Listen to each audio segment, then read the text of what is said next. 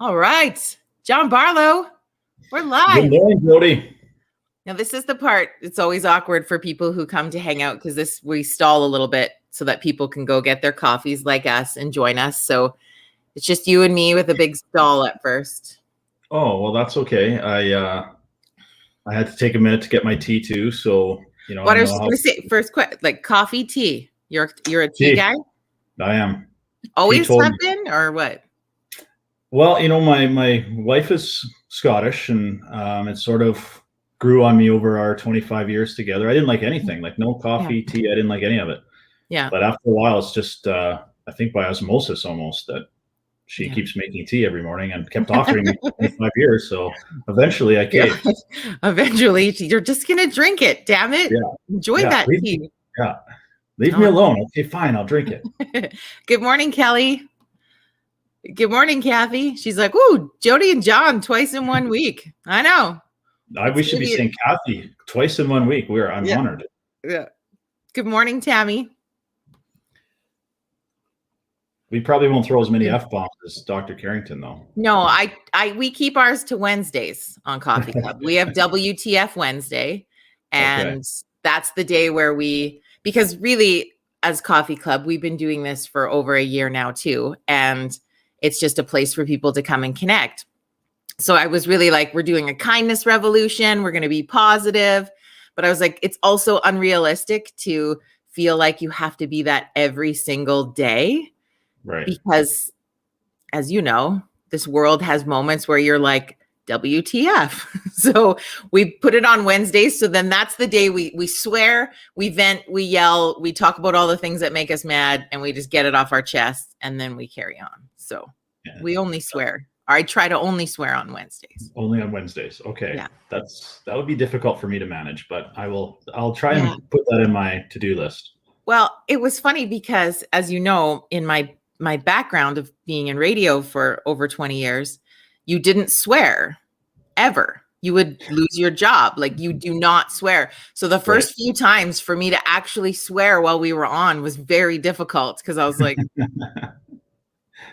and I think people tune in because they're like, we've never heard her swear. Although in person, if you know me, I'm basically a sailor. So I don't know. Yeah, I do have a bit of a potty mouth, and I am very proud of the fact that in 7 years in Parliament, I have never sworn once. I've come close a few times, but the fact that I've managed to not get called out by the speaker and have to retract a word or two, it's been. Yeah. Oh, yeah, that's pretty awesome. Tammy, not me. I swear every damn day. She said, at the children, Tammy. No, I'm just kidding. My gosh, Tammy. Yeah. Good morning, Jason. Good morning, Mike LaBelle. Good morning, Mary. All right. Looks like the gang's rolling in. Welcome to Virtual Coffee Club, friends. We do this every morning, Monday to Saturday, 9 a.m. Mountain Standard Time, a place of connection and community. And Fridays, of course, are fun Fridays. So we bring on a guest. And that's one of my favorite things, is that I feel like it's like, you know, when you get the chance to introduce a friend to another friend and you're like, oh, you have to meet my friend, blah, because he's so great. So then this morning I get to go, guys, you get to meet my friend John, and he's so great. So John Barlow, welcome to Virtual Coffee Club. It is an honor. Thank you very much for the invitation. Virtual Tea Club. Yeah. I don't feel like I'm as cool as everyone else right now, but you are. Really are. Good morning, Corey. Good morning, Tara. So for people who don't know, because I know that we've got coffee clubbers from all across the world that actually join us. We've got a good local contingent on this morning, but we do get people from across Canada, the US, over into the UK, lots of fun viewers. So if you don't know John Barlow, he is what we call a member of parliament in a section of Southern Alberta. So you sit in government on the federal level. That is correct. And how long has that been now? Is it 8 years? 7 years. You said 7 earlier. Yeah. Yeah. This has been, it's gone by so fast. It's been incredible. Yeah. Like, it's weird to think that it's been that long.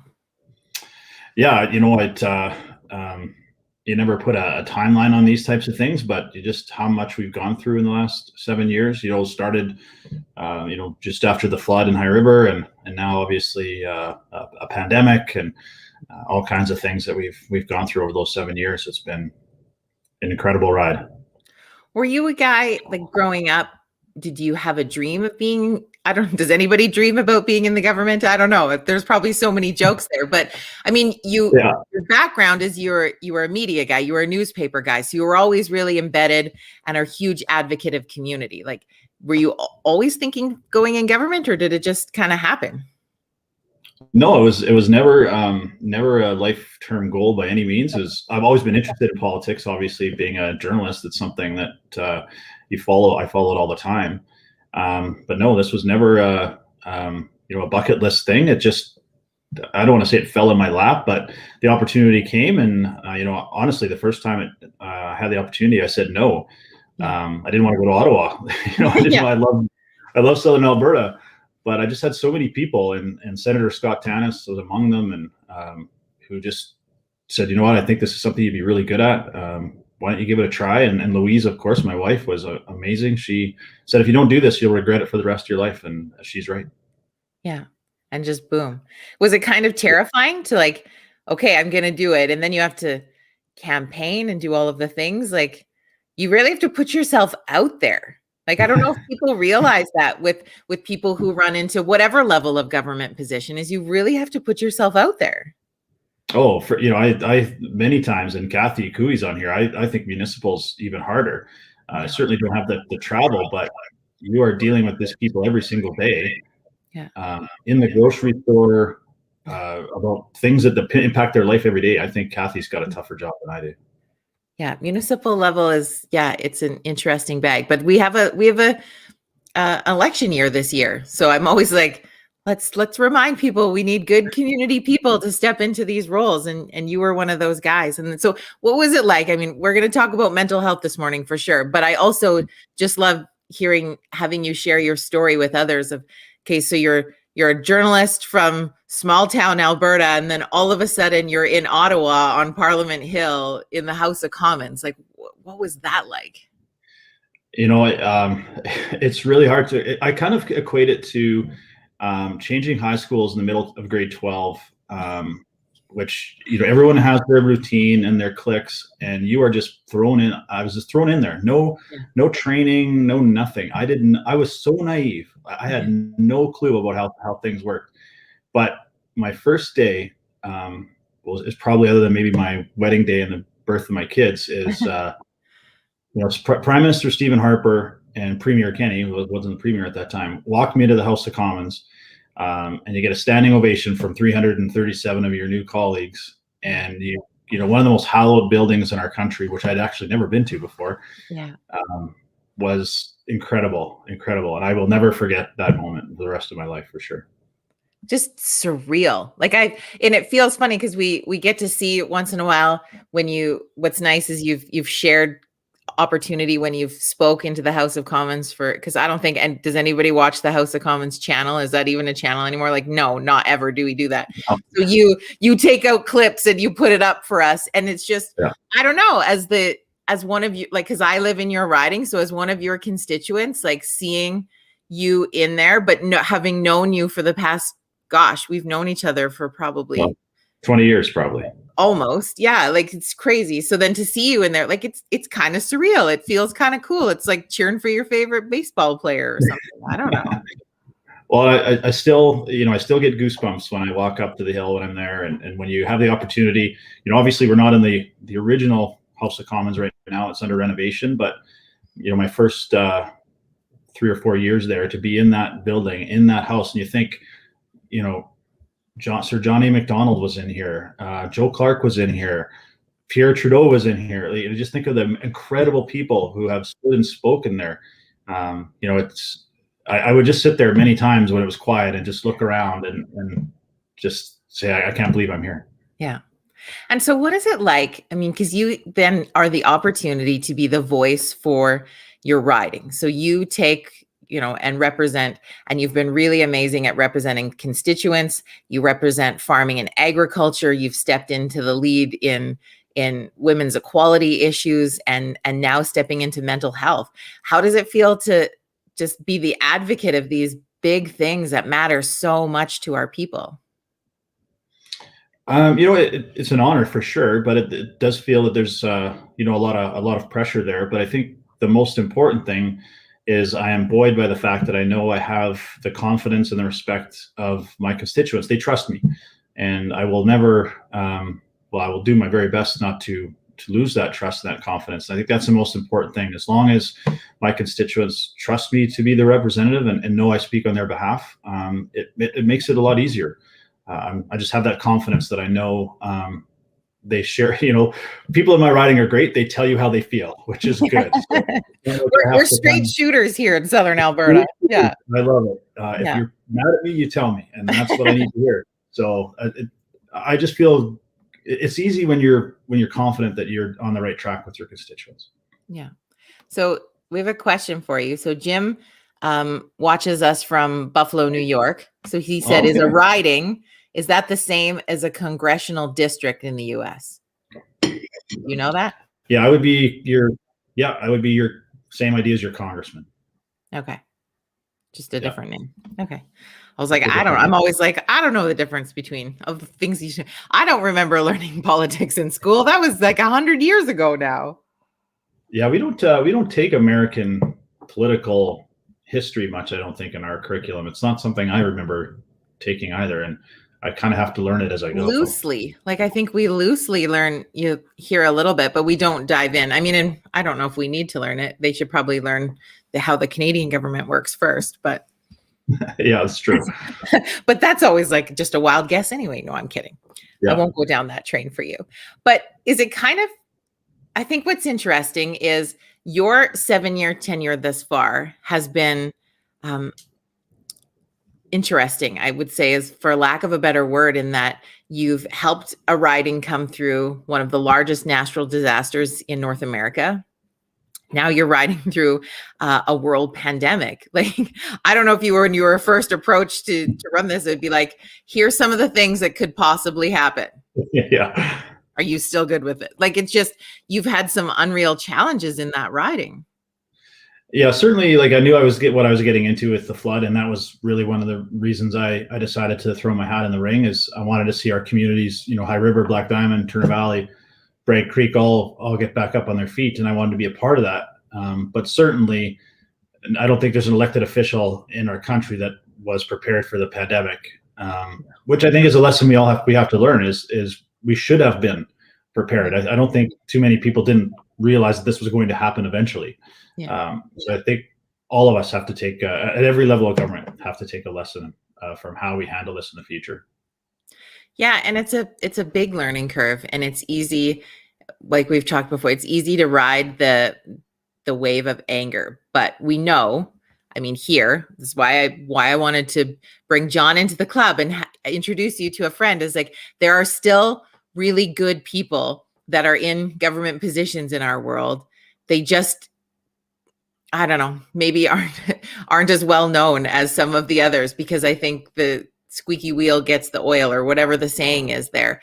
But there's good people that are doing good things. And I wanted to chat with you a bit on that. And we talked yesterday in the club, sharing we sort of hashed some of our favorite Dr. Jody Carrington moments from Wednesday night, and appreciate, I know a lot of people were so appreciative, and we got a lot of feedback from that night. I'm sure you have too, about how much people appreciated that conversation. And so for those of you who don't know, John knew that we needed to have more conversation about mental health. So he brought in Dr. Jody Carrington, who's a clinical psychologist, so we could have some real talk. And she's like the queen of real talk about mental health. And I've seen you sort of talk a lot about that of recent, and it's become sort of, I don't want to say it's your next flag, but it's definitely something that's really important to you. Have you seen a real need for that in what you're doing? Yeah, absolutely. And it has become a huge passion for me. And, it stems back again, and I hate to keep going back to that, but it goes back to the flood, and how many of us, even 7 years later, are still recovering from that. And I saw the impact that had on our communities. So it's unfortunate. I guess we were kind of prepared in one way, but we also had that lived experience, and we had experts who knew what we were going through. And then when I saw the pandemic, I was like, man, we're going through this again. We need to be much more proactive on how we deal with this and be ready for the ramifications of the pandemic. And the difference is it makes the pandemic much more difficult. With the flood, the water receded, you started rebuilding, there was an end to it. Yeah. With this pandemic, there's been stops and starts, and you just don't know when this is ever going to be over. I would never have thought we'd be still at this point a year later. So because of the impact that I saw that this had after the floods, I knew this was something that we had to be very, I don't want to say aggressive, but very active in trying to help people get through this. Yeah. Well, and I think you and I both share that passion in coming through disaster recovery. And I jumped into that field after that also, just to help community more. And it's that whole, there's an impact point and then recovery begins, and our impact point keeps happening over and over again. And so it's been a really interesting. Yeah. It's been very, how this has impacted people, where, you just, it's the kind of like, you get that excitement that we're okay, we're not having a lockdown, we're reopening, okay, now and then boom, you're back into it. So it's almost like that tease, right? And then you get your prize taken away from you, and over again. It's been extremely trying for people. So in a position where you're in government for that, I know we met another one of your colleagues on Wednesday night's conversation and sort of connection point, but it sounds like there's a group of you that are sort of really doing something about mental health. Can you tell us a bit about that? Yeah. I think this is one of the issues which, for whatever reason, which I can't pin on, has been really overlooked by most governments. Whether it was us as Conservatives or now with the Liberals federally. There has been some advances with provincial. The current Alberta government has a minister of mental health and addictions, which I thought was a great decision. I think that's something we need to have at the federal level. So we now have a working group of members of Parliament who, and I'm chairing this group that is focused on addictions and mental health, especially the opioid issue. And our idea now is we've put together a policy document, a white paper, let's say, with a number of recommendations that we're going to be presenting to government here in the next couple of weeks, of things that I think we need to achieve. And I think we can achieve them. It's just the matter of having the political will to do that. The big issue that we have is that relationship between a provincial and a federal government. Health is a provincial jurisdiction, but what role can a federal government have in supporting the provinces and territories into achieving some of these things? And I know people see it in question period and they think we all hate each other if you're, have a different political stripe. But for the most part, behind the scenes, there are good people in every single party. And I try and find those people, and we work together as best we can to try, because if you don't, you're not going to get anything done. And unfortunately, right now it's a little bit tricky, but it's still worth trying. So when you say in every, like you find the good people in the other parties, like not just within your own. Correct. I think that's important for people to know, that because I think we feel a lot like there's just this division between, like, y'all come in your colors and you just sit like gangs in your colors circles and nothing happens in between. So I feel like it's cool to know that there's great conversation between everybody, because like you said, like, teamwork makes the dream work, right? Yeah, exactly. It's because of COVID, we're not all there together anymore, which makes that much more difficult, because you would see, I'm on the health committee now, so I would see my colleagues from the Liberals in the Bloc and the NDP at committee, and you'd be chatting after or whatever. And I still call my NDP colleague on the committee and check in with Dawn and see what's going on. But it's just much more difficult now to have those conversations. Especially, we had an election in 2019. We had a whole bunch of new people, and really they've had no time together. So there's a lot of them that I've never even met yet. So it's hard to make a team work when you don't have team time. Yeah, exactly. So what do you think, what can we do as community members to have more, in your opinion or your expertise, whichever you want to answer in, is just how do we support what this group is doing? How do we as community make sure that we're having more conversations about mental health and then addictions too? Like opioids are big, but fentanyl is really huge, especially I know that for Alberta. I'm not familiar with other provinces at this point, but like there are some big things that are happening that probably feel overwhelming to most of us, but how can we be a part of supporting what that's happening and to ensure that from our level all the way up to a government level, those conversations keep moving forward and turning in not just from conversation, but into action? Yeah, the constituency has been great. We've had some good outreach from, doctors, mental health practitioners in the riding. Even though this is a national initiative, certainly I lean on the expertise of people here in Southwest Alberta. But for anyone else, like if you have, lived experience or ideas, like please reach out to myself or your MLA. We need to hear that. Like this is still in the works. We're still going through the draft. And I think the most important thing, Jody, is to talk about it. And I think we're finally starting to break that mold on the stigma around addictions and mental health issues. We're all going. I would be hard pressed to find a Canadian that is not impacted by this in some way. Whether you've lost a job or your business is struggling, or you've seen your family and friends. And as you talked about with Dr. Carrington the other night, the thing that struck me the most, because we keep hearing about young males who are struggling the most with this, and that's where a number of the suicides have been. But how many moms and working mothers are not worried about their business as much, but they're so worried about their kids and the impact this is having on their kids. And this is something I think we're going to have to be dealing with for years to come. So we need to be ready and have a strategy and have a plan. And that's a big part of this too. Yeah, no, I appreciate that. We just have a couple comments that I wanted to share with you on here. So Tammy shares, I've always appreciated the fact that you've been available literally 24/7 when needed. You've answered a few texts for me when I've been in a panic, needing direction, and the last being getting Kate home from France last year when we had no idea what this COVID business was going to bring. Your connection to community is A1.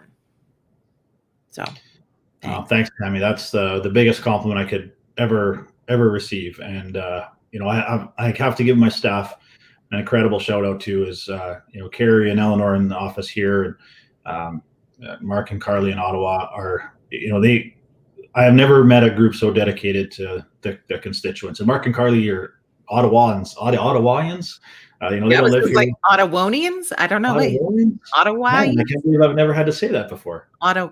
I wonder what it is. I don't know either. They're from Ottawa, but they're Ottawa peeps. They're Ottawa people, but they love Southern Alberta almost as much as I do, and they are so dedicated, so committed that when the pandemic first hit, we had I was shocked with how many constituents we had in like Peru, Thailand, Borneo, like crazy places, and we were trying to get them home, and it was some long hours. We did not stop, and finally, I think we got everybody home, and that was a nice relief. Now we're kind of going through it again. People want to go the other way. Yeah. How do I get to my cabin in Montana? Yeah, like you can't right now. You can't. No. And I think again, that's something that was happening unless you had somebody in your life directly that was impacted by that. The majority of us didn't know those are the things that are happening behind the scenes. Like there's lots of I think I like to remind people that what's happening in government isn't always what is just on the screens in front of you. There's a lot of other things, and probably most of it good. But I think we can say that as former media people, like we know, like sometimes you're pushed to do what the best headline will be. And I don't know about you, John, but I feel frustrated being a former media person right now because I don't think the right stories are getting through, but that could be a whole other show. Yeah, that could be a whole other show, because I would definitely agree with you. And I've had some scraps with the Ottawa Press Gallery, for example, and some of the things that they cover Donald Trump 100 times more than they cover what's going on in their own country, which I find very frustrating. But you're exactly right on that. And I think for us, most of the hard work happens behind the scenes and way out of the media limelight, but that work is actually helping constituents, and that's the thing we take the most pride in, and the thing that we work on the most. Yeah. Well, that's it. I'm going to be the storyteller of what's happening behind the scenes. Okay. You're going to have to come back on the show more often, and we're going to dive into some of those things and just let people know what things we can do. Because I think when people are aware of that, one, it educates them a little bit better, and two, allows, like, I've always been extremely passionate about, we can't sit and wait for government to do something. We're the actionators in all of those communities, and we're the ones that get to lead the way on that. And so when we know where that support is and how we can get it, let's drive forward as a community. I think that's a great idea, and you should have Eleanor on, who is my caseworker. I was going to say, it shows testament to how wonderful you must be to have Eleanor and Carrie in your office, because those are two very dynamic women. And Eleanor was, gosh, she was one of the people, I swear to God, like, I should have her on, because she was the one that was handling your cases in the High River area after the flood. She was the one working hard, like night and day, to make sure you got your stuff back and your life back. And she was, God, a godsend. Yeah, I am so blessed to have, somebody with Eleanor's experience that's been through this. And she's so incredible with people, and Carrie for that matter too, like incredible experience. But yeah, just often people don't know the services that we provide as an MP office. It's more than just standing up in the House of Commons, for sure. But you make a really good point, Joey. And the thing that I'm getting a lot now is, I don't want to do a hotel quarantine. I don't want to have to do this. What are you doing to change it? I said, well, I'm one of 338. I'm one vote, one voice. You need to also be active and getting organized. And it's not just me. I need help. And so that's a message we're trying to get out to people too. Well, and I think that I can speak only from my experience in the High River community, but we had a really great movement and momentum going for a while in that when we had our High River initiative and those pieces, is we were really able to, people just need someone to give them permission, allow them to share their ideas, and encourage them to move forward. And I loved the momentum that we were really creating with that at one point, because it was really becoming citizen owned in our community. And we saw how, when you put some intention into that work, how incredible communities can grow. And High River has bounced back so hugely from who we were as a community before that disaster. It's mind-blowing. And so it's possible. And that's possible in any community right now, because we're all going through that piece. And so I love to encourage people to be the actionator of that, because we can do this. We can do this. We just forget. And I think, you'd think of small communities, John, like 100 years ago, if you needed to raise a barn or you had to build something in the town, people just came to town, built the shit, carried on. Now it's like, well, which person in government do you think is going to do this for us today? No, well, you are. Exactly true. It's amazing how many, even faith groups and churches that I've had come forward and say, we have lost and I'm not picking on churches in any way, but this is just one example that I've had is, back in the day, when there was somebody struggling, the church would step up. They would make sure that they had food. They would make sure that, they would help them find a job or shelter. And I've had a couple of churches now say, we don't do that anymore. We need to get back to that. And this needs to be community focused. And the community has to be the one that steps up. We can't just come back to you every single time and say, we need something for this or that. And, of course I'm going to do everything I can to help, but it sure makes a big difference when you have, and when I'm leading from behind and I'm helping push forward something the community is pushing for. Yeah. And I really think so. Like, if you have if you have a good idea or whatever, you just need someone to say, yes, do that. Yeah. Call either one of us. We will tell you, yes, do that. Just figure it out. Exactly. Just do it. Yeah. Interesting question for you. I don't know if you'll want to answer this one or not, but wondering your thoughts on Pierre. How do you even say that? Poilievre? Poilievre. I should expect this from Mike, actually. Yeah. Trying to put me on the hot seat, Mike. Yeah. Scott's seconding it. So there's two who would like. Yeah. Yeah. You know what? I will be very honest. I am a big fan of Pierre. We're very good friends. I was encouraging Pierre very hard to run for our leadership the last time. So this would have been, a year and a half ago. He was going to run. I was on his team. We were ready to go. And I think Pierre just kind of realized, he just had his first child. His wife wasn't ready for this. His family was definitely not ready for this. So he stepped down. But I will be very upfront that I've been in Pierre's ear on a regular basis saying, don't give up on this. I think this is something you should do in the future whenever the opportunity arises. And I think Pierre will run for the leadership of our party at some point in time. He's still young. He's younger than me. So that's really young. Well, most of us are. Yeah, exactly. Exactly. I just love Pierre that he's a fighter.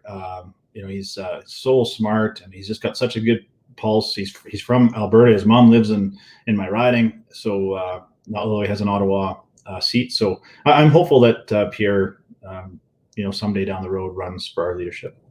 What about you? Not a chance. No, it's honestly, it's not something that interests me. I love being at home way too much. I worked really closely with Andrew when he was the leader of the opposition and going through his leadership. I just saw what that did to him and his family, and it is a huge strain. Like, you are never home. Yeah. And I love my wife too much, and I love Alberta too much to never be here. And I will do everything I can from where I want to be, but that is not it. Yeah.